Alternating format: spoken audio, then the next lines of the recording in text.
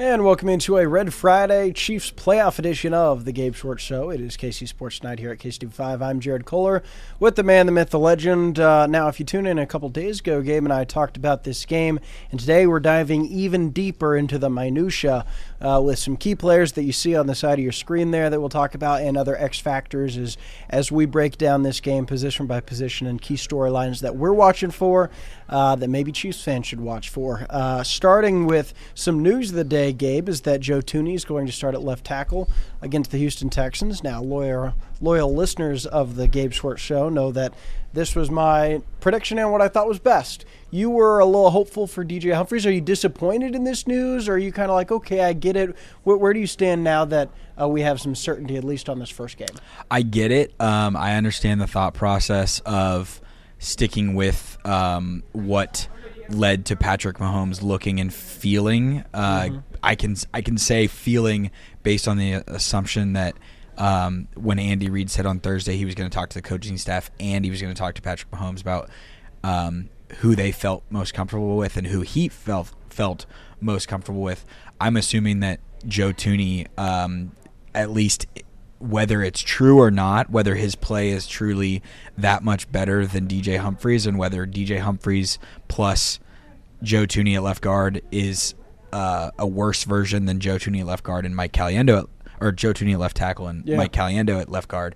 I don't know if that's the case, but if it makes Patrick Mahomes feel better, that is certainly a valuable piece of the equation, and thus I can understand the decision, even if I think that the highest ceiling, in my opinion, is you go with Humphries. You solidify the interior of the offensive line so that you can run the ball more effectively, and you go from there. But I get where they're at. You had me until there. I don't think the priority should be solidify the interior offensive line so you can run the ball. I think the priority should be solidify Patrick Mahomes' blind side so you can pass the ball, because you're going to have to pass the ball to beat the Bills or Ravens and probably the Texans. I want my elite players playing where they are elite rather than where they are. But it doesn't matter how elite Joe Thuney is if the left tackle is getting schooled, like very well could have been the case if he wasn't out there. I mean, it's the type of thing where in Super Bowl 55, when the offensive line fell apart, on any given play, one offensive lineman might have done a great job. But if there's one leaky part, I mean, that's the thing about, team sports, is that you need all this. This is more so true defensively. I think the analytics, Gabe, will say it's more important to have no weak links amongst 11 players rather than like having 7 stars but then 4 Jags, because good teams can find the Jags. Yeah. I think the same approach goes on the offensive line. And yes, is Mike Caliendo a risky left guard pick making his playoff debut tomorrow? Yes. But I'd rather have that risk at left guard than left tackle. I respectfully disagree. And Andy Reid says, Jared, you're right, and Gabe, you're wrong. Sure. I mean, but Gabe, do you give credence to the fact that, like, they've seen DJ Humphries practice, and if they genuinely thought that he was what they wanted him to be and what they signed him to be, that he would start? I mean, probably. No? That's where I'm like, I'll just defer to the 3-time Super Bowl head coach. Because he came in and started before Thuney, so he was a plan. Well, he wasn't. Kingsley Shomaki was plan A, then Wanya Morris, then DJ Humphries, but like, I think had that been reversed, had they tried Thuney and then gone back to Humphries, but like, they clearly wanted it to work. But I think this is them telling us that, no, what we saw in practice wasn't good enough. That's fair. I think that it's interesting because the Texans game that they played in the regular season and the Steelers game that they played on Christmas Day are 2 of the fastest games in Mahomes' history in terms of getting the ball out. Yeah. I don't know how sustainable that is in the playoffs, and if that was because of the game plan of the defense of Joe Thuney, or just happened that way. Like, I think if we see that, but also with this offense, I don't know if that's the worst idea there, because keep in mind, Gabe, the right tackle is not that great either. I don't. Juwan Taylor's good when he doesn't commit penalties, but yeah. Yes, right. He's not as bad as some of the left tackle, but I think he's an average, tackle. I think he's I think Jawan Taylor's above average. Okay. I think tackle. he can be at time, but it's not like you don't have to worry about him at all. Like, I think he gets beaten, so that's where, just as an overall principle to say, hey, let's get the ball out quicker, I'm okay with that, especially now with Hollywood Brown back. But either way, the other news of the day is that Jalen Watson activated off injured reserve. This was kind of expected. Now, we don't know what kind of role he'll play, how many snaps he'll play, but I think at least getting him back in the fold is an absolute big win because this is a thin secondary, especially a thin cornerback room, and I don't think he's – listen, it's an obvious downgrade from like where the Chiefs were last year with L'Jarius Sneed, but I think he's an upgrade over Joshua Williams, and I think he's an upgrade over Najee Johnson, and you take every minuscule win because, Gabe, in the secondary, all it takes is getting beat once. If the quarterback connects with the receiver, you're toast. Like, you can play 20 great snaps in a row, but it's that one snap that'll get you, and I think the margin for error increases with Watson out there. Absolutely. I mean, he's been a critical piece even in the playoffs when he was a rookie and intercepted. Played great against Trevor Lawrence. Played really solid. I think he had a pick against the Bengals as well that year. Was it a pick or a deflect? It was like in the. No, he had an interception. Okay, so he had an interception in the second quarter of that game. At the end of and then he had a deflection at another time. So yeah, he's been impressive. The advanced numbers on the Chiefs defense show pretty solid splits of when Jalen Watson played weeks 1 through 7, and I think the week after counts toward it based on what Aaron Schatz of Football Network, and he created DVOA, which is defense adjusted value over average or expected. The Chiefs defense was number 1 in the league when Jalen Watson played. When they lost him, and as they were kind of finding their footing and they were putting more of a burden on Najee Johnson and figuring out whether they wanted to play Josh Williams or Chris Roland Wallace, all that kind of stuff, they dropped to 24th, and that was weeks 9 through 13. Just for reference, Jalen Watson got injured in San Francisco late October, so it's been a while. Yeah, so there was a stretch of the season where they were a below average defense in the middle. Then they kind of figured things out, but it also coincided with Amenahue coming back. So to have the defense be figuring things out late in the season and to get him back is huge. Just allows them to do more of what they really, really want to do on the back end with Spags. Spags kind of cooking stuff up. Oh, I love when Spags cooks. Also when Mama Spags cooks. Great spaghetti and meatballs. Is there an injury on the defensive side? Like with Watson, let's say he's 100% by the next round. I'm trying to think of they're pretty healthy. Shamari Connor exited the Denver game with a shoulder.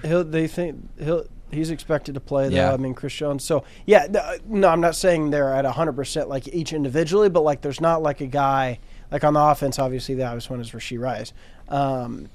But I think that's a great spot to be. Also, when I see the name Jay Watson, Gabe, what do you think of my hot take that first touchdown of the game is going to Justin? That's insane. It's insane. A hot take. Yeah, that's insane. Get some pretty good odds on that. I won't be divulging on that. Well, speaking of the offensive side of the ball, Patrick Mahomes will have his full slate of weapons for only the third time this year. And you could argue first time this year without a probably snap restriction for Hollywood Brown and DeAndre Hopkins, because you don't know how much the team was easing Hollywood Brown into the Texans game, which was his return, and then the Steelers game on short rest. And then DeAndre Hopkins was not on the field as much as it seemed like he probably should have been, and part of that, some people think, was because the fewer snaps he played, the less of a draft pick the Titans got, and it worked out, so the Chiefs only end up sending a fifth-round draft pick to Tennessee, whereas if he played more snaps, they would have sent a fourth round. Maybe that was just them easing into the offense. Also today, Mike Borgonzi announced as general manager of the Tennessee Titans. He was assistant GM for the Chiefs for the last 4 years and in the organization for the last 16. So we'll see if the Tennessee Chiefs connection continues to work after the L'Jarius Sneed move and DeAndre Hopkins. But nonetheless, I think Hopkins could play more. Hollywood Brown could play more. Xavier Worthy has really found his stride of late. Noah Gray has emerged as a red zone offense. You have arrested Travis Kelce. So when we think about our expectation for Patrick Mahomes, Gabe, they're pretty high, I think. Yeah, I mean, he's very close in setting several records. If he wins tomorrow he ties Joe Montana Look for at that second reference. most playoff wins in NFL right history at the as a screen. quarterback. That appeared as Gabe said that. There you go. It would be 1 year shy of the NFL record for most consecutive AFC or conference championship game appearances, because the Patriots played in 8 straight in the 2010s in that run. And Mahomes I think he's 4 passing touchdowns away from tying for second all time in quarterbacks. So he's doing all these records, and he's put together this resume while winning a bunch as well, because he's nearing the point of Drew Brees type stats, Aaron Rodgers type stats for their careers. He's played 18 playoff games. Aaron Rodgers has played 22, and I don't foresee Aaron Rodgers playing a 23rd. And I think Rodgers is one of those guys that he can get to. So what I'm essentially saying is I think that we're going to see this playoffs Mahomes continue to move himself up the record book. You're saying he's good in the playoffs. And, Dynamite inside. And he's going to lock in. I also think that the Chiefs, yes, there you go. I'm really breaking the mold with this. I had a hot take that Justin Watson would catch the first touchdown, and you're coming at I'll say saying, Hollywood Brown scores first tomorrow. Not a hot take. You don't think that? I mean, he hasn't scored yet this year. Well, because he's played 33 snaps all year. So that would be okay. That would be a little surprising. My friend said Kareem Hunt, which I thought was interesting. Kareem Hunt has scored in every playoff game he's ever played in. Yeah, and there's a history of the Chiefs and Patrick Mahomes throwing touchdowns to running backs, because Damian Williams is one of the most prolific pass catchers in postseason history. He has the 14th most playoff touchdown catches in NFL history. Damian Williams. Yeah. Incredible. Yeah. And Mahomes, in that regard, if he has one more rushing touchdown, he would tie the all-time franchise postseason rushing touchdown record. He is currently the all-time postseason leading rusher in franchise history. But Isaiah Pacheco is very close to passing him. So I think that's the thing of like adding to Mahomes, and you've talked about all of the different pass catchers that he has available and healthy and clicking on things. But I think that that's the thing that goes underrated with getting the rest, getting the Broncos week off, getting the bye, is that Isaiah Pacheco didn't look super fresh. Kareem Hunt spent the entire months of November and December on the injury report, and they basically said like, hey Kareem, what part of your body hurts today? And we'll just toss it on there of knee, hip, thigh, shoulder, all these different things.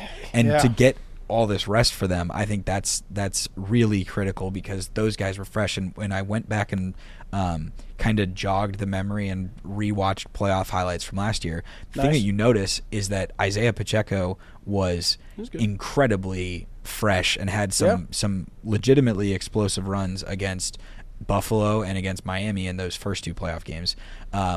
He was effective against Baltimore and he had a huge run against Jacksonville 2 years ago. So and the Super Bowl did okay. I think you're right, and that's where perhaps I'm judging your take on, hey, solidify the interior offensive line before the tackles and run the ball. I'm judging that too harshly based on what we've seen over the last 2 months, and that Isaiah Pacheco, since coming back, has one quality run, really, and Kareem Hunt hasn't been much better. He's been better than Isaiah Pacheco, but that's where I'm just not. But when they're rested, I agree. However, when I think of running backs and inclusion, that ties in with Patrick Mahomes, I'd like to see them targeted a little bit more in the passing game, including Samaje Perine.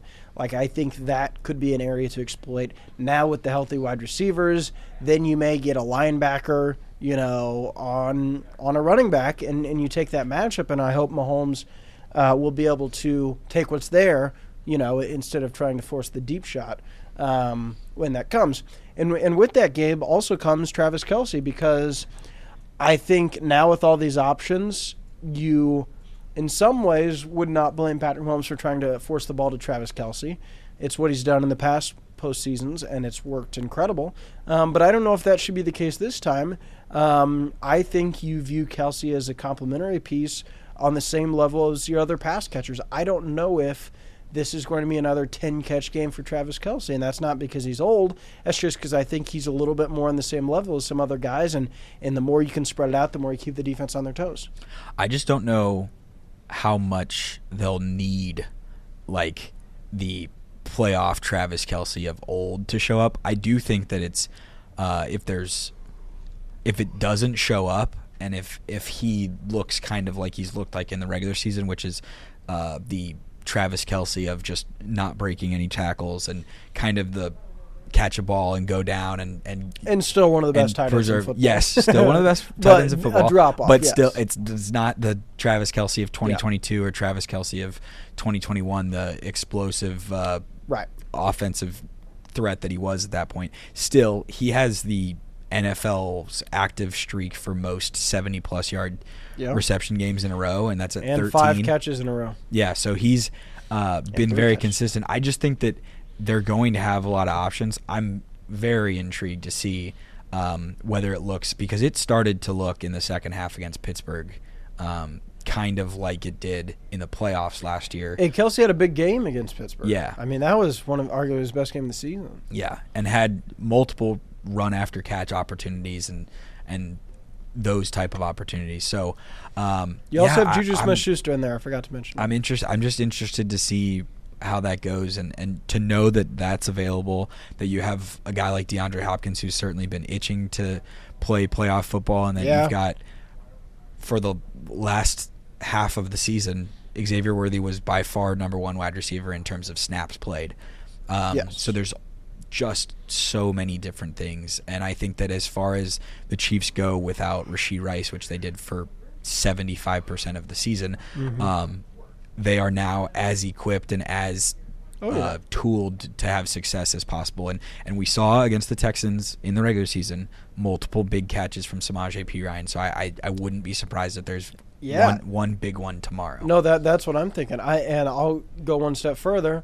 Wouldn't be surprised to see a Travis Kelce lateral to Samaje Perine. I mean, that's you put together the montage. Yeah, well, because I was like, which, by the way, hand up, I missed one. The Titans' loss in Tennessee, where the Chiefs got down 24-0 at halftime.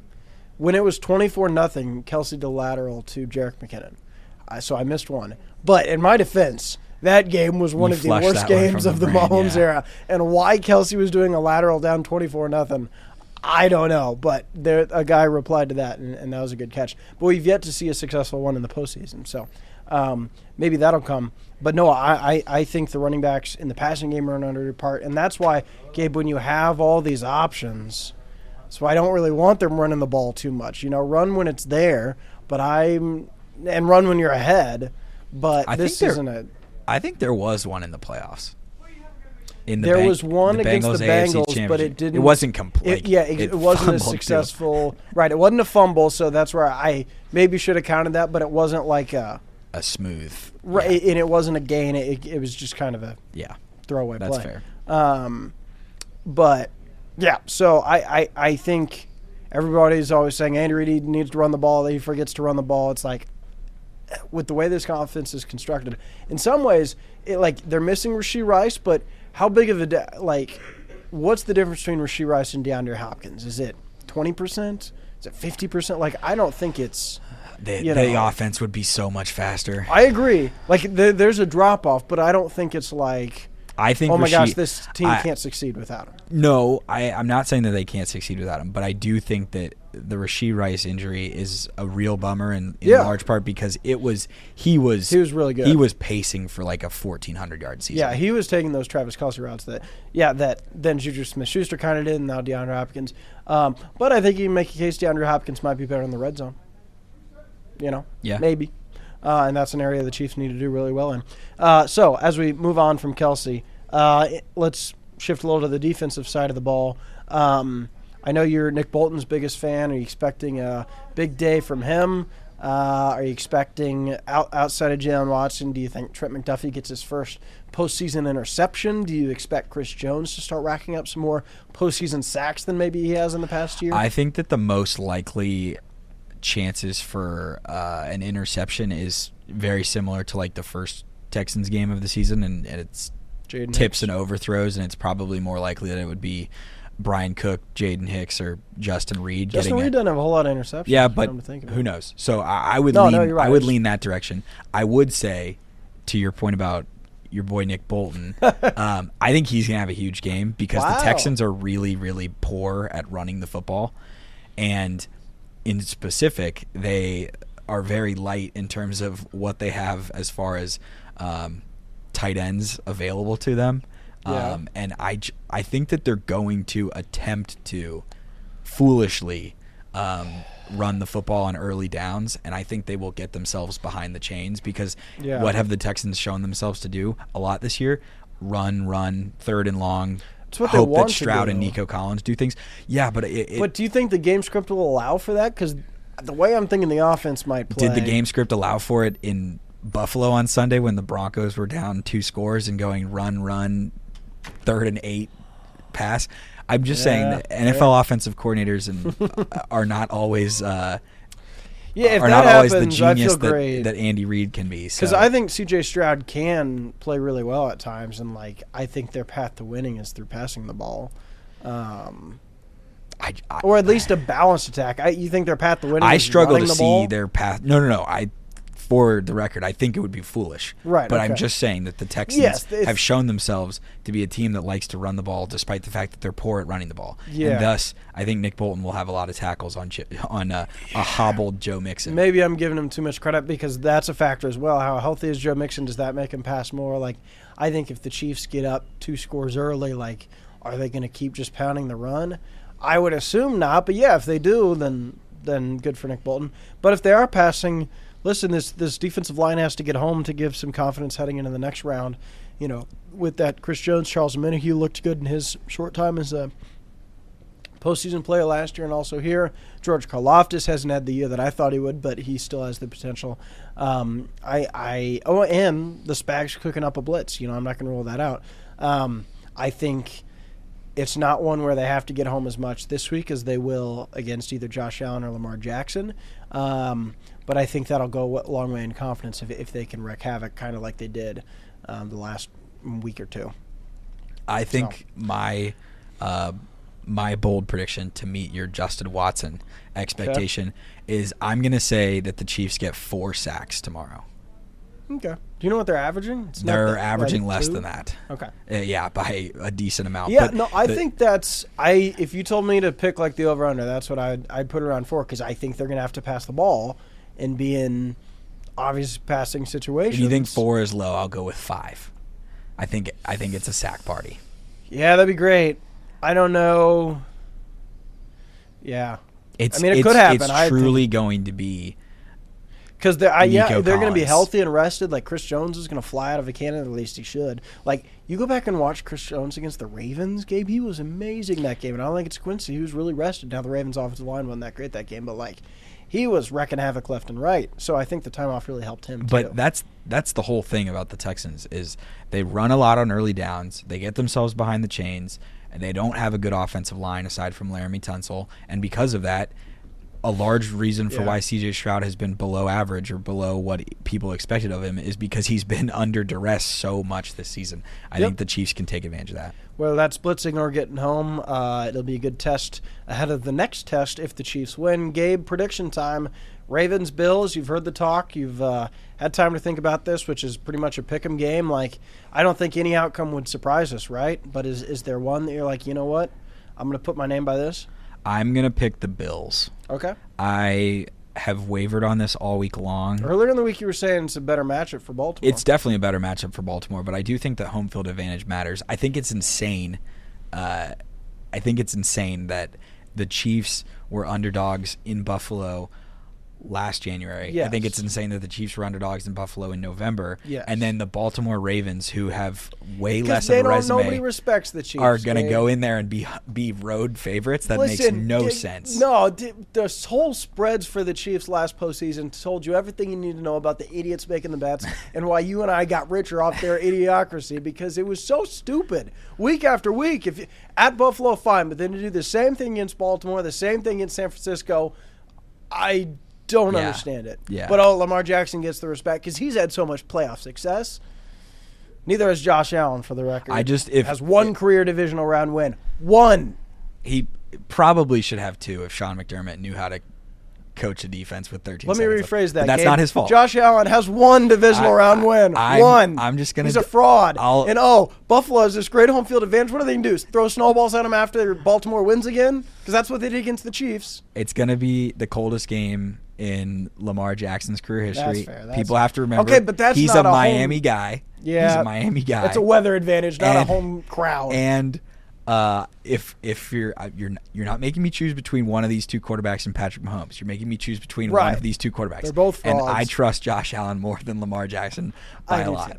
And I won't call anyone a fraud that's involved. You can do that. They are playoff fraud. Incredible regular season quarterbacks. Lamar is a playoff fraud. Yeah, that's fair. Josh Allen is a playoff fraud. No, he's not. He's a playoff fraud. No, he's not. He is. No, he's not. Nice guy though. Shout out Haley Steinfeld. I'm a big Haley Steinfeld fan. So on that note, I gotta talk on TV somehow in a couple minutes. So. Thanks for watching. Go Chiefs. Hopefully we're talking about a victory Monday here coming up, a victory Sunday. Thanks for watching 31-14 Chiefs. I like that. I don't know if I can go that big, but I like it. And watch our Chiefs post-game coverage Saturday night, 10:30, and our reaction to Bills-Ravens Sunday night at 10:30. So with that, James Shields salutes you. Have a great weekend, everyone.